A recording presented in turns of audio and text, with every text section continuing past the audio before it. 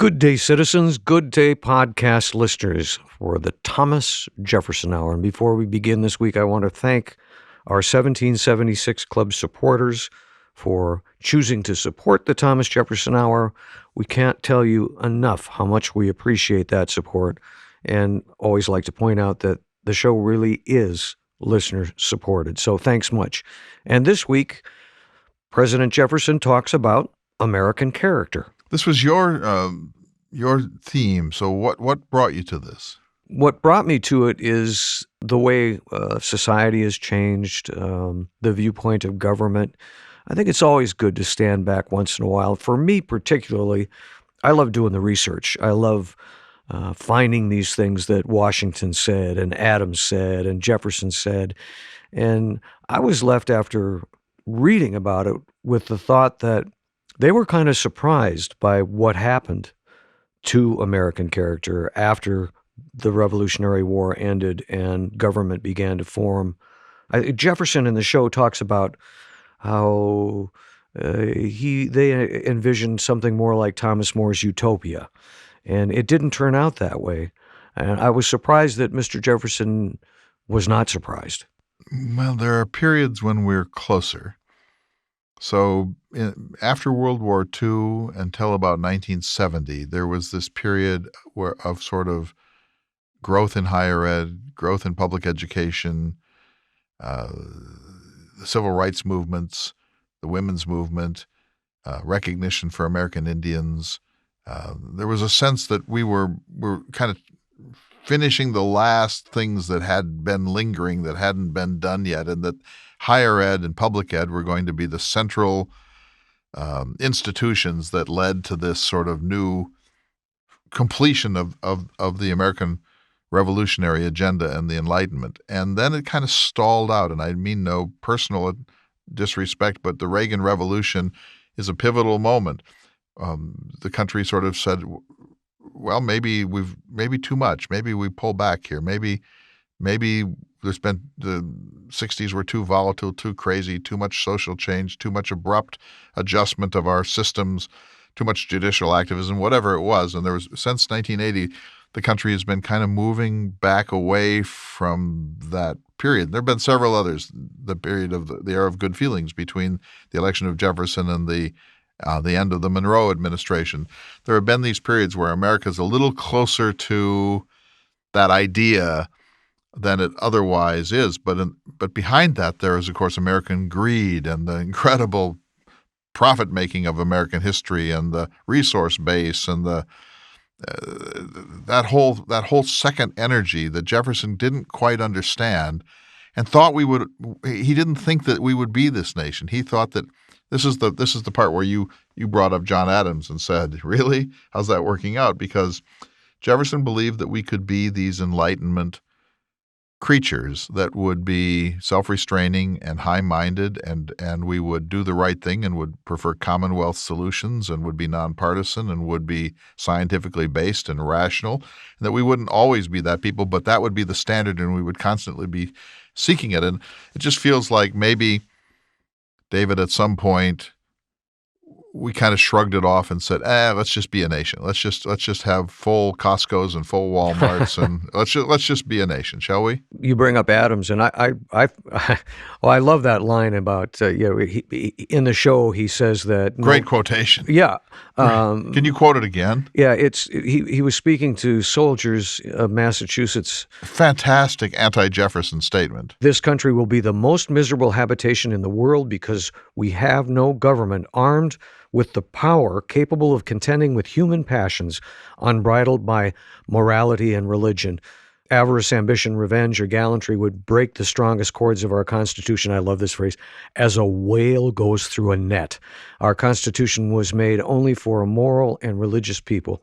It is wholly inadequate to the government of any other. So he's saying, if we don't have character, he says moral and religious people, but to me what he's saying is if we don't have good character, none of this is going to work. Yeah, we can secularize that and take it away from religion and just say it's actually a very Jeffersonian point, but from a negative point of view. It's that unless we are truly a special people, we don't have enough constitutional restraints to make this thing work. Both Jefferson and Adams could say this. They would say it in different ways. Adams, a New Englander, I got my hands in the manure, pessimist and realist, and Jefferson is an optimist. Jefferson believed we were up to it, and we are up to it. And so we're going to now have to have some kind of a spiritual, I didn't say religious, a spiritual renaissance so that we can get on top of this abundance and make ourselves a great civilization, because we've taken the Costco effect about as far as it can go without a commensurate Costco of the mind, if that makes any sense. And as Adams said, that would break the strongest cord of our Constitution as a whale goes through a net. Let's listen to the show. Thanks again for all your support. Thank you, folks. Good day, citizens, and welcome to the Thomas Jefferson Hour, your weekly conversation with President Thomas Jefferson. Mr. Jefferson is portrayed by the award-winning humanities scholar and author Clay Jenkinson. And seated across from me now is President Thomas Jefferson. Good to see you, Mr. President. Good to see you, citizen. Mr. President, you look a bit weary today, that you may be overworking yourself. Well, certainly not, sir. It's just that time of the year when the weather is beautiful and we're riding our horses and supervising the crop rotation system, and the first peas are coming to table, and we plant new garden crops every week, and of course there are fences to repair and cattle to supervise and maintain, and all of this coupled with my life as a reader and a writer of letters and a scientist and so on, all of these things take some energy. You're a busy man, but you're feeling well, sir. Yes, sir. Good to hear that, and congratulations on your fine garden. Thank you very much. I was wondering, sir, if we might have a conversation this week about American character. What makes America America, how it's developed, what you saw during your time. We are a people who are separated by 3,000 miles from Europe. We are not indigenous. We came across the ocean, mostly from England, to a certain degree from France and Ireland. But the great bulk of the American people come from the British Isles. And we came as fully mature citizens. We were citizens of the British Empire. The British Constitution is a good one. The British have gone through this long and agonizing reform from the Magna Carta through the British Bill of Rights. We're the inheritors of all of that. And the Britain of my time was a literate nation. The citizens of Britain were highly evolved, highly intelligent people, and enterprising. And for that matter, the people who came to the New World were in some ways the most enterprising of the British, because they were restless or discontented, or they were dreamers, and they had the boldness of spirit to get into leaky wooden vessels and cross an immense ocean to start life again in a new place. And so the United States has advantages in that we were born mature. Most nations have to rise slowly out of a prolonged period of barbarism until they finally achieve something like a social compact.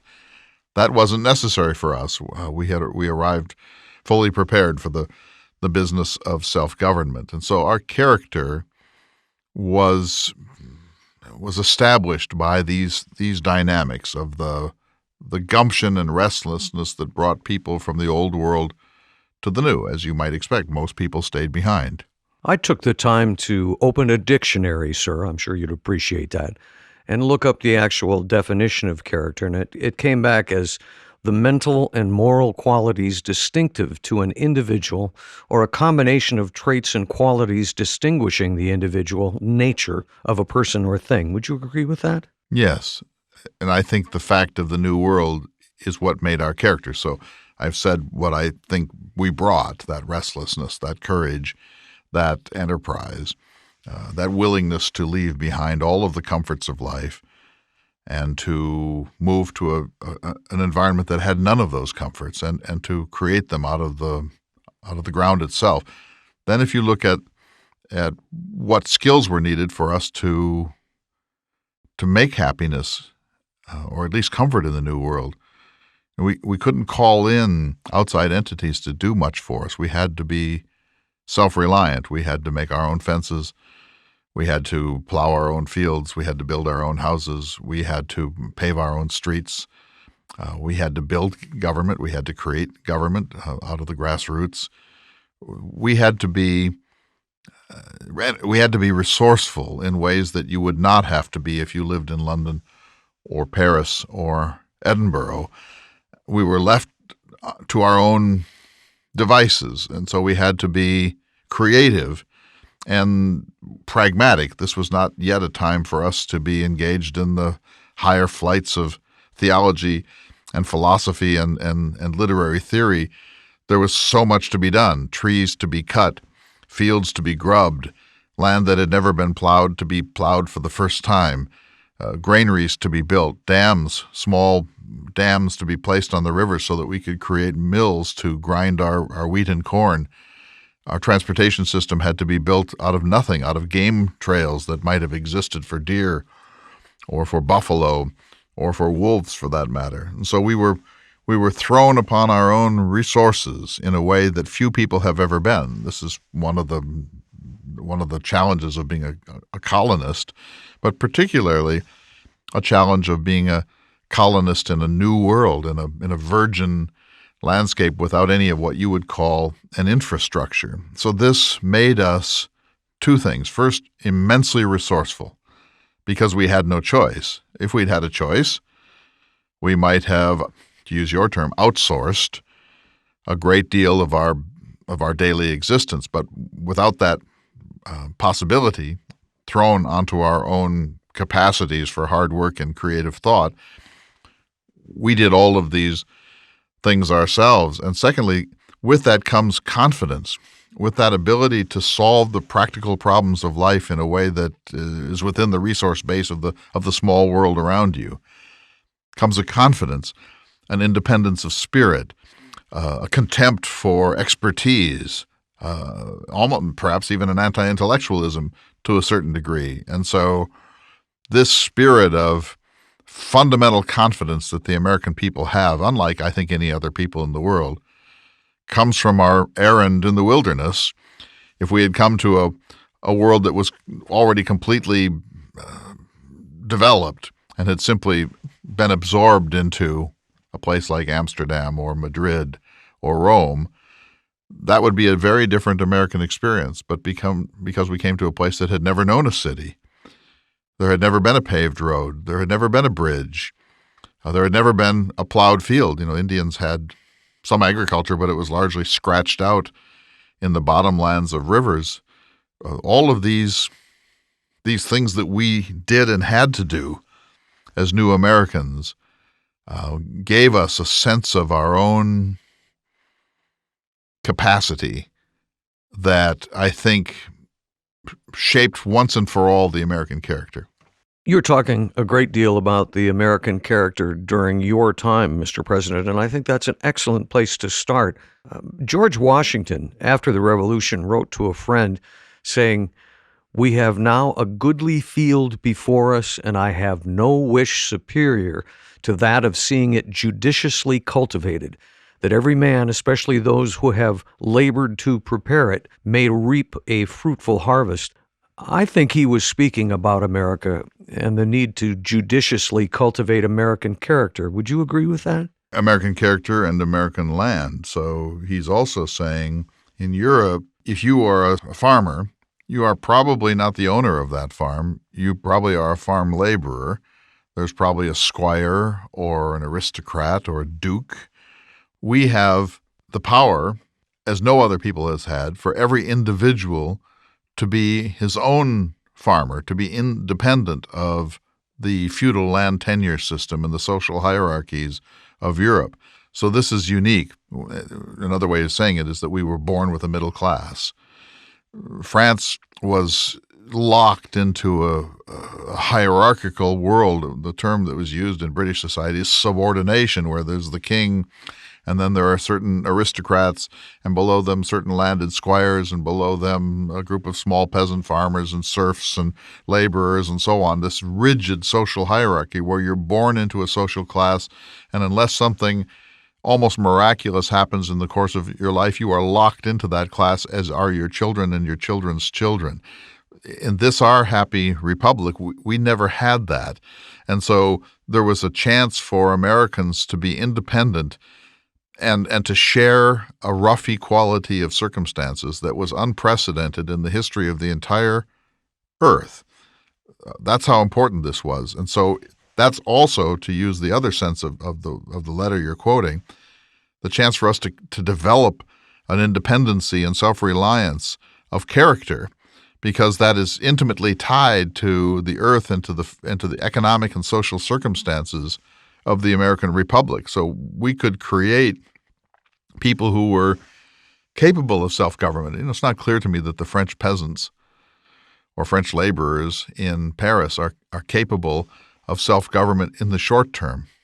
When the French Revolution came, I said it might take decades, perhaps even centuries, to bring the French people up enough so that they can really shoulder the burden and the opportunity of self-government. Most peoples in the world live in decidedly subordinate social and economic conditions, and they don't know any other because that's the only reality in their world. But here, because of the abundance of our land and the excellence of our constitutional settlement, the average person is like a king or an aristocrat in Europe. And so this inevitably will create a different sort of character from people who spend their lives cringing and bowing and tipping their hat to people that are regarded as their social betters.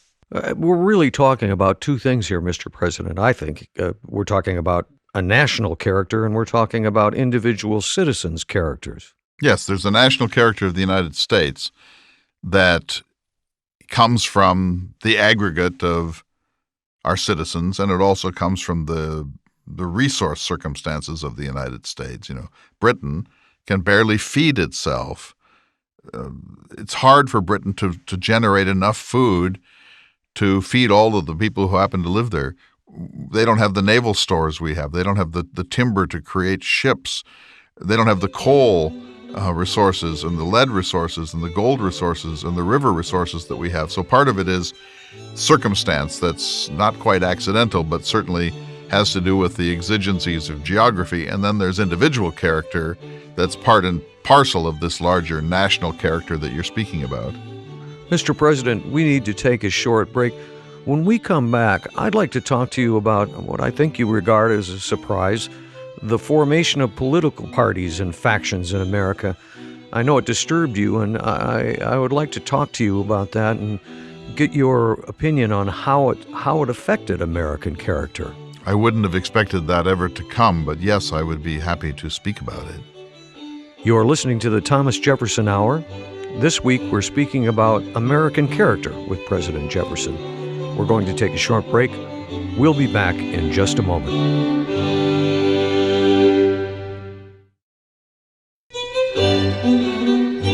Welcome back to the Thomas Jefferson Hour, your weekly conversation with President Thomas Jefferson. Mr. Jefferson has agreed to have a discussion with us this week about American character. And Mr. President, when we took our break, we were talking about American character as a nation and American character as it applied to individual citizens. I wanted to ask you about political parties. You wrote in 1789, "I am not a Federalist because I have never submitted the whole system of my opinions to the creed of any party." You ended that line with, "If I could go to heaven only with a party, I would not go there at all." Is that about right? Yes, so this was 1789, so shortly after our Constitution was written, and as you know, the Founding Fathers, of which I was not one, designed our new Constitution without parties in mind. They believed that we could be effectively a nonpartisan republic, and we all felt that the party spirit corrupts the process because one party argues for certain types of policies and the opposition party objects to them, not because they are inherently objectionable, but because it's important to distinguish itself from the original party. And then the situations are reversed and the policies might be identical but are inhabited by different parties. and it all becomes nonsense and silly and paralyzing, and it creates not only faction, but it creates a kind of diseased body politic, and it builds enmities and rivalries, and people engage in character assassination, and all of this is generated really for no good reason. That most decisions that a nation or a state must make can be made on a nonpartisan, scientific, and rational basis. And so we, as creators of the American system, actually hoped and believed that we would be the world's first nonpartisan state. I suppose something that you might have seen in Sir Thomas More's Utopia or Bacon's New Atlantis or Plato's Republic, but we actually felt that we had a very good chance of building a nonpartisan culture, and were shocked, therefore, and disheartened in the most profound way when we discovered that even here in our Arcadian utopia, factionalism and parties started to rear their heads. I must respond to your statement, sir, starting with you saying I was not a founding father. I know you're going to argue this endlessly with me, but you may not have been there in body, but certainly, sir, you were there in spirit. Well, perhaps I sent Mr. Madison scores of books on the history of constitutions and the history of government, and he read those and commonplaced them. He took extensive digests and notes and extracts from those books. So I was, in a way, the librarian or the bibliographer. Oh, sir, let's not go down that dark hole of an argument. You were the man who wrote the famous 35 words. Your spirit was there. I would suggest the best line for this part of the discussion is to leave it at that and move on. Well, let me say this much more. By founding fathers, I mean the 55 actual gentlemen who gathered in Philadelphia in 1787 and produced the Constitution of the United States. If by founding fathers you mean something larger, like the generation of active men and some women who declared independence from Britain, who helped to form state constitutions, and who formed not one but two national constitutions, the Articles of Confederation, followed by the Constitution of 1787, and then governed the country for the first 25 or 30 years, then yes, I probably would be numbered amongst that broader sense of the Founding Fathers. But in terms of the Constitution of 1787, if those are the Founding Fathers with capital Fs, I was in Europe at the time. Point taken and noted, sir. I do think it's fair for me to say that I know you well enough that if I say that you were a believer in liberty of conscience, that would be accurate. And I believe it was you who said that the basis of all other freedom is that liberty of conscience. No question there. And I think that of all of the founders, the two of us who believed that most passionately were James Madison and myself. And there were others, Thomas Paine, John Adams, and others. But when you're talking about this area, about the freedom of religion, freedom of conscience, freedom of intellect, freedom of thought, freedom of access to information, what I would call the illimitable freedom of the human mind, the two who were most deeply committed to that, and this is, of course, a list that includes Dr. Franklin too, but the two were Mr. Madison and I, and that's one reason we became such close friends. Before he met me, he was already a champion of freedom of religion and freedom of conscience in Virginia, and I was too. I wrote the famous Virginia Statute for Religious Liberty, and then Madison and I had come together as friends in 1775, and the collaboration that existed between us for the rest of our long lives was based upon this deep commitment to freedom of conscience. And it may seem obvious in your time that this would be the case, but in my time, these were very radical thoughts. That most people of the, say, 6 million Americans who were citizens of the United States in 1800, most of them believed that without religion, society would probably disintegrate into madness and mobocracy and anarchy, and they believed that the only way to ensure that religion was the restraining glue that kept order in a free society would be to have a state-sponsored religion, that an official church, in Virginia, the Anglican Church, in Massachusetts, the Congregational Church, in other states, Presbyterianism, and so on. But most Americans believed not only that religion was essential, and by the way, I don't, good, useful, interesting, but not essential. And most Americans in my time believed that a state church was probably the most likely path to maintain a religious constraint on what John Adams, for example, called the lusts and passions of mankind. So my sense that religion is not essential to order, not essential to the enlightenment of mankind, dovetailed with that of Mr. Madison. We agreed with this. Now, both of us had private religious views, but they are neither here nor there. What we meant was that if you think that this society cannot exist without universal religion, and indeed a state-sponsored religion, then Mr. Madison and I fundamentally disagree with you. To go back to Mr. Adams' words about the passion involved, we've established that Americans as citizens have a great deal of freedom and liberty. I go back to the political factions and parties. I would like to have you comment on this, sir. I mean, I know it disturbed you greatly, and I wonder what this nation would be like now had we not expended so much energy fighting among ourselves. I doubt that it was something that you or others of your time expected. It turns out there are several different ways to look at this. So take one. The southern states, to a certain degree, Maryland, Virginia, the Carolinas, Georgia, and then, of course, later Kentucky and Tennessee, were agrarian.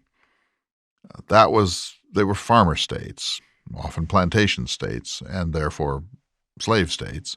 But the South was agrarian.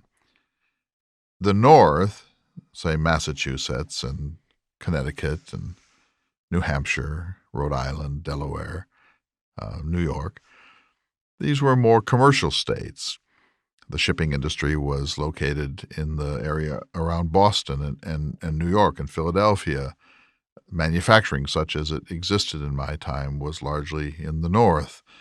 The North had family farms, but they were hardscrabble, barely sufficient farms because the soils and the climate are not particularly conducive to agriculture in much of the North.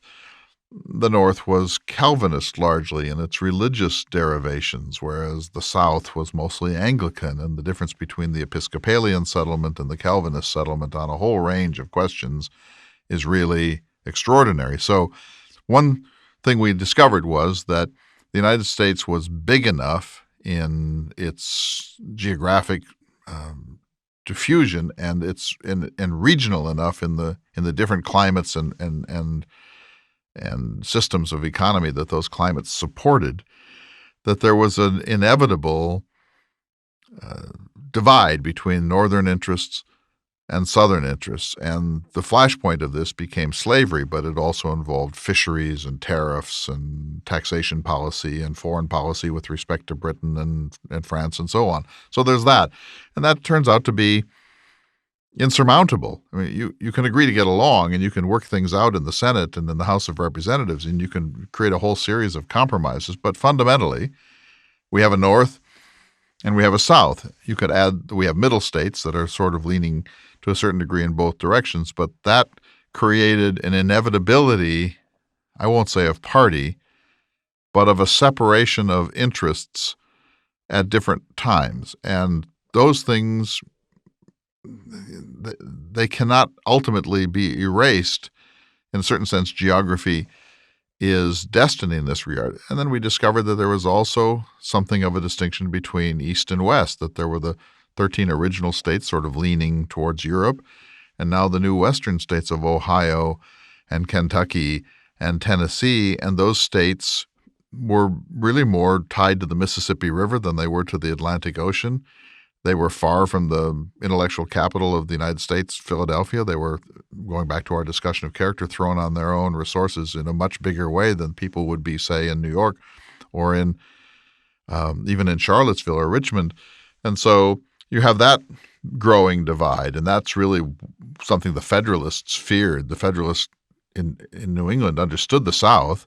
They didn't like it very much, but they understood it. But suddenly the Western states were coming in, and the Western states either represented a new anti-federalist force or they aligned with the agrarian Southern states. Whichever way you perceive it, it was not good news for New England mercantilism. And so there's the problem of what the West represented as a potential energy that would pull apart the unity of the American constitutional settlement. So those are the natural things. Those are things that are born in nature, and in some ways they're beyond human artifice. But then on the other hand, you have factionalism, that people, it turns out, and I hated to admit this, but I came to admit it in the course of my life, that there appears to be a factional element in human nature, that people like to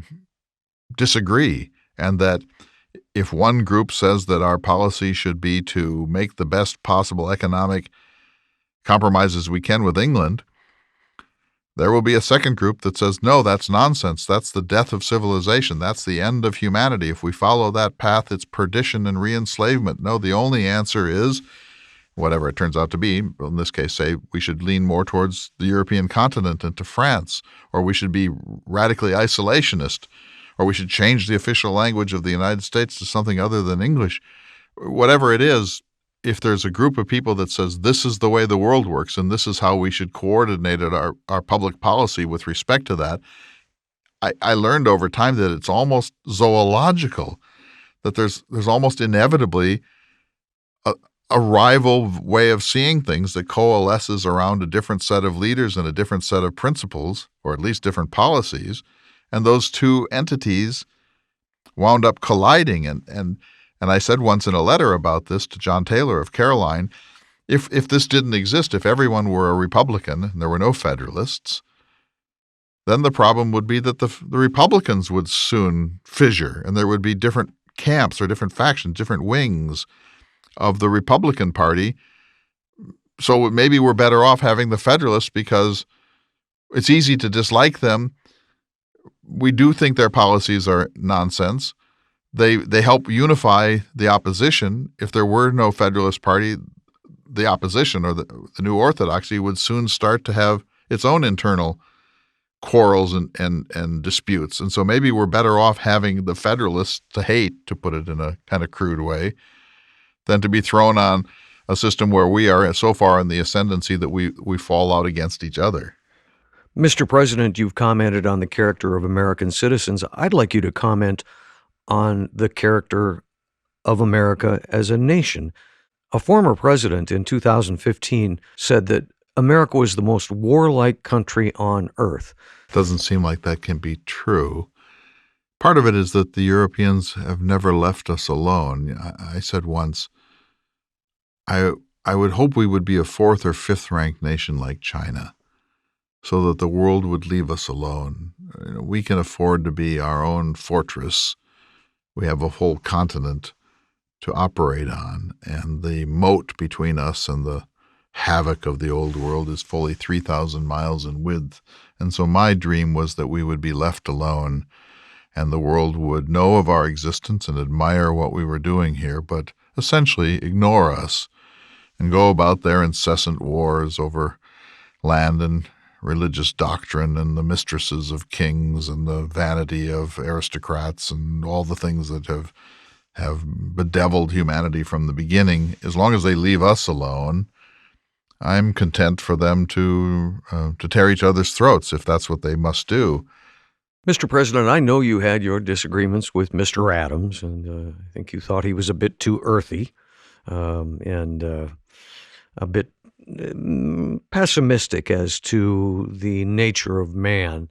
He spoke about fears of what could happen to America if there was no check on, bad character. He said, "This country will be the most miserable habitation in the world because we have no government armed with power capable of contending with human passions unbridled by morality and religion." He went on to say, "Avarice, ambition, revenge, or gallantry would break the strongest cords of our Constitution as a whale goes through a net. Our Constitution was made only for a moral and religious people. It is wholly inadequate to the government of any other." My, that's a very dark and silly thing for Adams to have said. I disagree with that fundamentally. I do agree that character matters in America more than it would matter in France or Britain or Portugal or Spain, because when you govern yourselves, that involves in the profoundest self-government, the government of my own individual self, in order to be capable of the wider reach of a social self-government. So I do understand that character matters, education matters. I think that Adams is simply wrong. I think he's too pessimistic.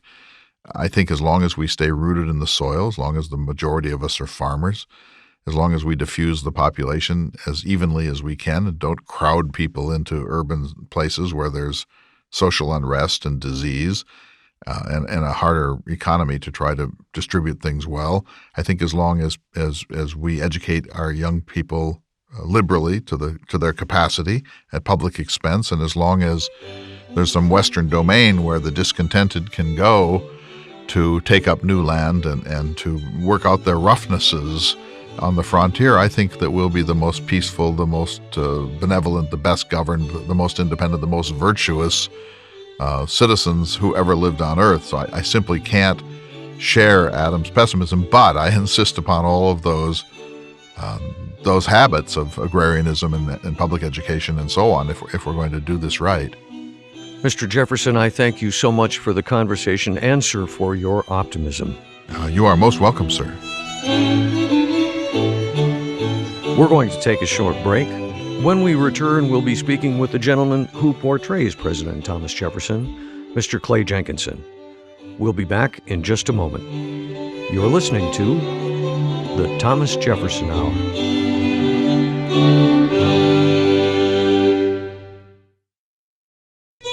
Welcome back to the Thomas Jefferson Hour, your weekly conversation with President Thomas Jefferson, and now, your weekly conversation with the creator of the Thomas Jefferson Hour, Mr. Clay Jenkinson. Good to see you, sir. My friend David Swenson, it is a pleasure to see you, and I must tell you, I just came back from Newport News, Virginia, and Norfolk and Virginia Beach, and the Outer Banks, and I bring you greetings from a whole range of people, not least of whom was Pat Brodowski, the you got gardener. To see Pat Brodowski. Pat and I had a chance to drive from Newport News down to the Outer Banks together and back again, and we had the greatest time. She's just a marvelous person, and everyone mentioned you. Oh. And they of course they talked to me about gardening, and I'm delighted. Pat has sent me some seeds. I've started my tomatoes. I have more than 100 tomato shoots growing in my kitchen. I've got all my seeds ready, and Pat has sent me these wonderful Monticello seeds, plus I have Mandan, Hidatsa, and Arikara seeds that I've gathered from Newtown and from the reservation, the Fort Berthold Indian Reservation, and other sources. But I said to everyone, I'm the guy who talks about it, but David Swenson is the better gardener. No. You're the real thing. No. I'm an amateur, but I will tell you that after speaking with Pat and doing some research, I have included Hidatsa Shields beans in my garden. Where did you get them? From Kevin Kirky at the Fort Lewis and Clark Foundation. So he was able to get you some authentic seeds. Well, they're a couple years old, but I have no doubt they'll germinate. Even conservative estimates say those seeds last for 6 years. But I am nothing but an amateur gardener who really enjoys his time with his hands in the dirt. Well, me too. And actually, it's more than someone asked me today in an email, what is it about you and gardens? Why? And so I thought about it, and I said, well, part of it is that I believe that Jefferson is right, that when we put our hands in the soil, that is somehow a sacrament, that there is almost a a redeeming something that happens there.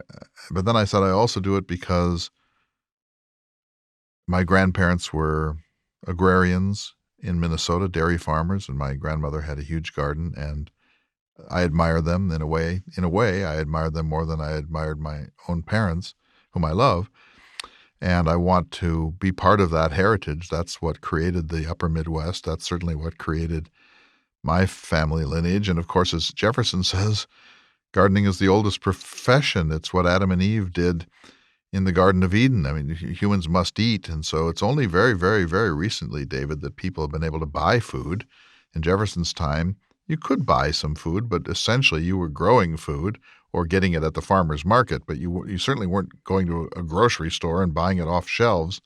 So that's a second reason. And the third is that I think Jefferson is right. It goes back to what we've been talking about today about character. So to the extent that we are independent, that we can do things, that we can grow food, that if we had to, we could build a shack. If we had to, we could change the oil or even change the rings in the engine of our car. If we had to, we could replumb our house. If we had to, we could run a little irrigation ditch from a creek down into our fields. To the extent that we can do those things, Jefferson says, we're free, we're truly independent, not just in some political abstract sense, but we're truly independent. We're capable of living outside the infrastructure of supply and demand. And it gives us a confidence, a sense of ourselves that is redeeming, that really creates character. And Jefferson's view, and I think he's right. I really enjoyed listening to him today, if that doesn't sound too weird. But when I talk, I'm sort of just letting it come out. I know you are, yes. And so when I hear him, I think, he's right, that independence of spirit. I know as I've talked about my friends who are ranchers and farmers, and they have some of this. They still have some of it, even in the 21st century. And that gumption, that capacity of self-reliance, of, you know what, you may have to rewire your own barn. And the tactile experience of using your hands to create something. Not to get too thick with all of this, but we live in a society where it's really so much of our social fabric is tied up in instant gratification, and I'm talking about cell phones, instant information, and all of these things. It's a different kind of satisfaction that one gets from gardening, and gardening by no means is the only way. Playing a musical instrument, doing pottery. I'm forgetting what could be a very long list. Woodworking and dancing. Yeah.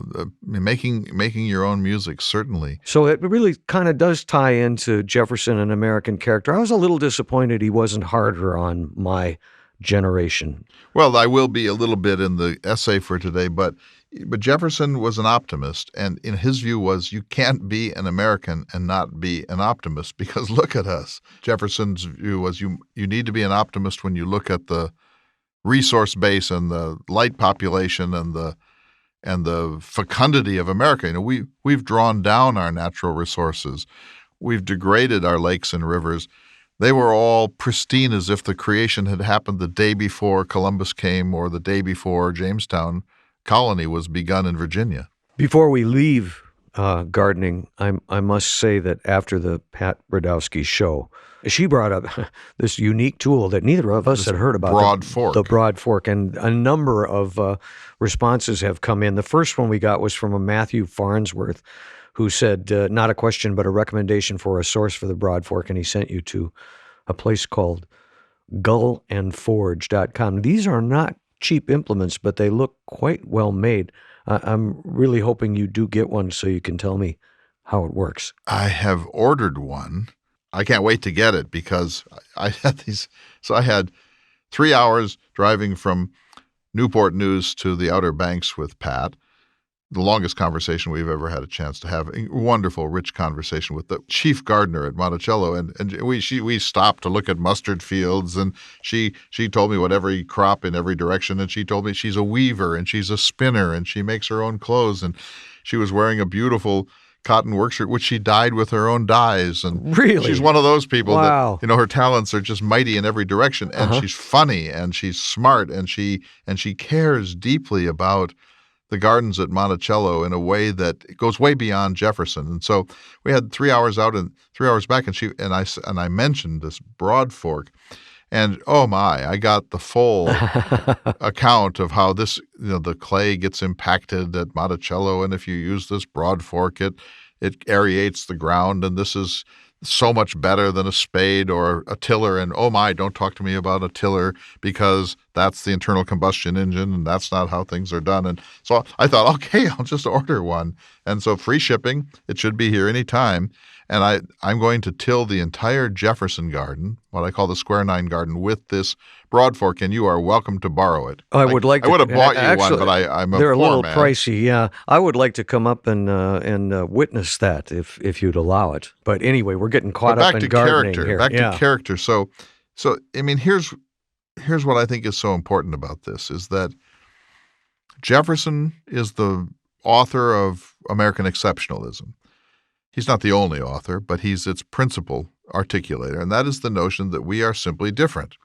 We're not British, we're not French, we're not European. We're a new stock, not a new species, but a new stock of human beings that comes from the fact that the timid ones stayed behind and the bold ones came across the ocean, and the restless ones and the ones who had trouble with the law and the ones who had enterprise or were so firmly committed to religious liberty that they couldn't even live with the Anglican political and religious settlement of the 17th century.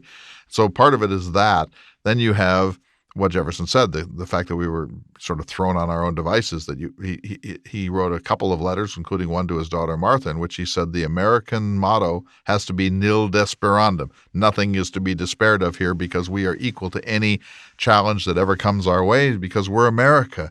We have you can't call somebody to have them come fix your plumbing. You can't call somebody to come have them build your house. You just have to do it. And so this nil desperandum, Latin for nothing is to be despaired of, is Jefferson's motto for America. And that dovetails with the Frederick Jackson Turner thesis, which he wrote in 1893, The Significance of the Frontier in American History, that we're constantly carving out new communities out of the grass. Of course, you have to factor out Native Americans whenever you have this conversation, and you and I don't like to factor them out, but that's what Jefferson is talking about. And it certainly did make kind of gumption-based, anything is possible. There are no social barriers that we're not willing to kick over if we really want to. That still exists for America, and Jefferson saw that as part of it. But then he wanted to take that incredible thing, David, that raw kind of Andrew Jackson, Daniel Boone American, and now give him Latin and civics and geopolitics and geography. And he wanted to refine this person into a really gumptious but well-educated person. I believe I hear Mr. Adams in the corner chuckling, saying, "How'd that work out, Mr. Jefferson?" The experiment's not over yet. We were closer in 1970 than we are today. That's the tragedy of our times. Before we go to your essay this week, I wanted to bring up a letter from Cheryl Gunnels, who wrote about your book, Becoming Jefferson's People, which may be an answer for some of the questions we're looking at this week. It does, I think. She said your book, Becoming Jefferson's People, was just 9 to 10 years too early. We need it now. How about a paperback printing for those of us who would like to start a book club discussion group around everything you have to say in this book? This is truly the one single book I have read that might set the American Republic on the right reinventing path. I'll purchase 25 paperbacks to start. Thanks, Cheryl. And where's Cheryl from? I don't think it's included in this. Well, she's so generous, and I so appreciate it. I do think Becoming Jefferson's People is the right book. It's sort of a self-help book. How can you be more Jeffersonian? It turns out it's not that hard. You can be more Jeffersonian relatively easily. It's really about habits. And that, by the way, is what, in a sense, this week's essay is about too, David. But I do think the book needs to come back in print. Meanwhile, before we reprint, By becoming a member of the 1776 Club, you have access to an audio version of Becoming Jefferson's People. Right. And go to jeffersonhour.com and you can find all that out. No, the fact is that this book needs to get back in print. It's the book I think that's of the 9 or 10 books that I've written that's actually the most important. And Jefferson has changed my life. I know he's changed your life, David, and he's changed the lives of people. I meet them, and it's so gratifying. I can't tell you how much fun I had in Newport News. I met a woman who portrays Martha Wales Jefferson Skelton. Oh, my. She's gonna come on the show. Oh, great. Her name is Nicole Brown. Great. Pat Brodowski was fantastic. I met all these people who are longtime listeners. There was a dinner with Daniel Lewis. Geez, I'm a little jealous. It sounds like it was fun. We did this wonderful dinner in the Outer Banks at Coastal Provisions. Daniel Lewis's marvelous oyster bar restaurant in the northern area of the Outer Banks. I've done dinners with Daniel there before. Old friends from the Lewis and Clark trips were there. It was absolutely fantastic. You know me, I don't get out much, but there have been rumblings in my household about how it might be kind of fun to go visit Monticello again. You should go. And I'm getting agreement with the person who is such a good trip planner that I live with. So. And Pat Brodowski will not only show you the gardens, but she'll put you on the end of a broad fork, and you can I think I'd remain anonymous on that one. Anyway, thanks for a great conversation this week, Clay. And now it is time for this week's Jefferson Watch. When Jefferson envisioned the American character, he saw a kind of idealized agrarian Republican. Someone who lived quietly on the land, achieved self-sufficiency, participated in local self-government without ego or ambition, read books, believed in liberty so firmly that he would flare up at any sign of corruption.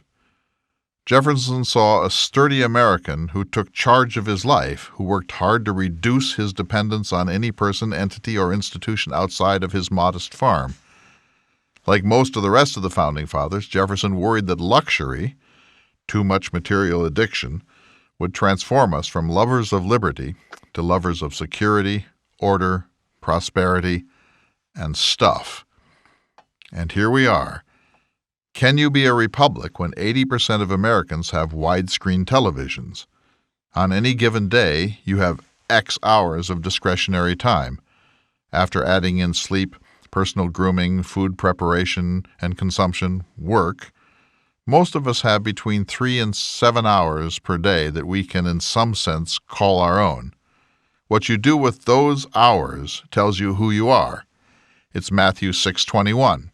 For where your treasure is, there will your heart be also. If your treasure is a patch of peas, or a woodworking shop, or reading your way through the complete works of Dostoevsky, you might be a Jeffersonian. If your treasure is a home theater in which you binge-watch NCIS or The Real Housewives of New Jersey, you're probably not a Jeffersonian. I repeat, we have only so many discretionary hours, and how we use them tells us who we are. The fact is, the American people have gotten sloppy and complacent. We are awash in more stuff, more distraction, more mindless entertainment, more ritualized violence, more free-floating rhetoric than any people who ever lived on Earth. We are overfed physically and underfed metaphysically. I do not speak necessarily to you who are listening at this instance and perhaps feeling a little squirmy or annoyed, but on average, today's American is toxic. Some more, some less, but our capacity to live in a Jeffersonian republic depends on our taking ourselves more seriously than we now do. Watch half an hour of MSNBC followed by half an hour of Fox, or just follow the national debates about health care, foreign policy, immigration, or Islamic terrorism for an hour and ask yourself, is this still a republic? The devotees of the Tea Party, now the Freedom Caucus, rightly hunger to return us to some past glory they have extrapolated from the give me liberty or give me death and the live free or die mythology of American history, but it is not clear that they want to do the hard and disciplined work of living like people who really want to be in a republic. The fallacy of our times is that if we could only reform government we'd restore America. But it has nothing in the end to do with government. The only way we are going to reclaim anything like Jefferson's republic is to begin by looking in the mirror. Another great reformer said, "Take up your bed and walk." I'm Clay Jenkinson. We'll see you next week for another exciting edition of the Thomas Jefferson Hour.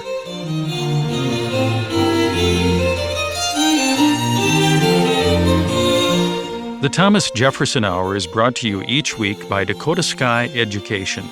The program is distributed nationally by Prairie Public. President Thomas Jefferson lived from 1743 to 1826, and this program presents his views. President Jefferson is portrayed by the award-winning humanities scholar and author Clay S. Jenkinson. To obtain a copy of this or any show for a $12 donation, please call 701-575-0727. This program is also available online at jeffersonhour.com and on Apple Podcasts. If you'd like to correspond with President Jefferson or submit a question for him to answer on the program, please visit the website at jeffersonhour.com. The Thomas Jefferson Hour is produced at Makoche Recording Studios in Bismarck, North Dakota. Bach Cello Suite No. 3 in C Major by Stephen Swinford. Thank you for listening. Please tune in again next week for another thought-provoking, historically accurate program through the eyes of Thomas Jefferson.